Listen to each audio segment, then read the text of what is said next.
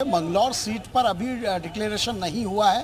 कांग्रेस वहां चुनाव जीत गई है, लेकिन बीजेपी वहां रिकाउंटिंग की बात कर रही है। रिकाउंटिंग के लिए उन्होंने निर्वाचन को एक प्रार्थना पत्र दिया है और देखिए वो किस तरह का जश्न आपको कांग्रेस में दिख रहा है, क्योंकि ये विधानसभा उपचुनाव है और विधानसभा उपचुनाव में ये माना जाता है कि वो सरकार की ओर रहते हैं अक्सर जो रिजल्ट रहा है। लेकिन इस बार दोनों सीटों पर कांग्रेस को जीत मिली है और उसके बाद तो कांग्रेस के तमाम कार्यकर्ता हैं वो प्रदेश कार्यालय की ओर पहुंच रहे हैं। बड़ी बात यह है कि मंगलौर सीट जिस तरीके से हमने देखा था कि अब तक 24 सालों में कभी ऐसा नहीं हुआ कि बीजेपी वहां पर आपको दिखाई दी हो, लेकिन इस बार बीजेपी वहां जिस तरीके से नंबर 2 पे पहुंचती है। करतार सिंह भड़ाना को हरियाणा से चुनाव लड़ाने के लिए लाया गया, पूरी प्लानिंग की गई और उसके बावजूद इस तरीके से ये रहा कि वहां पर कांग्रेस जीत जाती है। सूर्यकांत धस्माना जी, किस तरह से इन विधानसभा उपचुनाव की जीत को आप देख रहे हैं? हालांकि हरिद्वार में रिकाउंटिंग की मांग की गई है अभी। देखिए, ऐतिहासिक है ये। अयोध्या में भगवान ने आशीर्वाद दिया इंडिया गठबंधन को। प्रयागराज में जहां गंगा और जमुना का संगम है, वहां से इंडिया गठबंधन को आशीर्वाद मिला।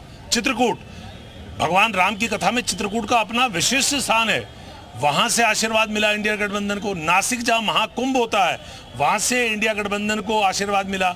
और अब जहां साक्षात भगवान विष्णु भद्र विशाल के रूप में बैठे हैं, वहां से जो ये पैगाम गया है और पिराने कलियर के चरणों में मंगलौर, वहां से जो संदेश जा रहा है, वो संदेश ये है कि हिंदुस्तान में मोहब्बत का स्थान है, हिंदुस्तान में नफरत का स्थान नहीं है।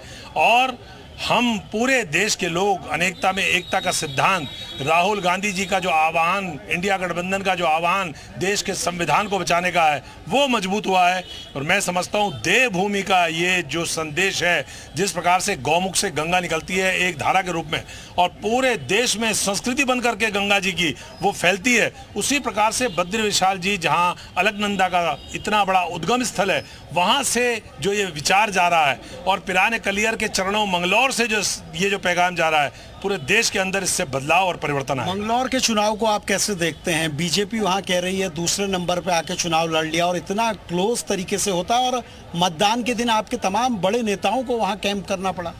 देखिए, मैं विशेष रूप से धन्यवाद दूंगा त्रिवेंद्र सिंह रावत जी को, विशेष रूप से चैंपियन साहब को, विशेष रूप से वहाँ यतीश्वरानंद जी को, हरिद्वार के लोकल भारतीय जनता पार्टी के वर्कर्स को, जिनके अंदर एक घोर निराशा, एक आयात कर करके लाया हुआ व्यक्ति, जिसको पूरे हरिद्वार में, उत्तराखंड में भारतीय जनता पार्टी को एक वर्कर नहीं मिला। और ऐसा व्यक्ति जो हरियाणा का रहने वाला है, उत्तर प्रदेश में चुनाव लड़ा है, राजस्थान में चुनाव लड़ा है, हरियाणा में विधायक रहा है, उसको उत्तराखंड में ला करके, जबकि उत्तराखंड में एक सशक्त भू कानून की मांग हो रही है, ऐसे राज्य में ला करके चुनाव लड़ाना, तो उसको हारना तो था ही। धनबल 100 करोड़ से ज़्यादा पैसा खर्च किया गया वहाँ पर, पूरी ताकत सरकार की, पुलिस की और चुनाव आयोग ने जो भूमिका निभाई, शर्म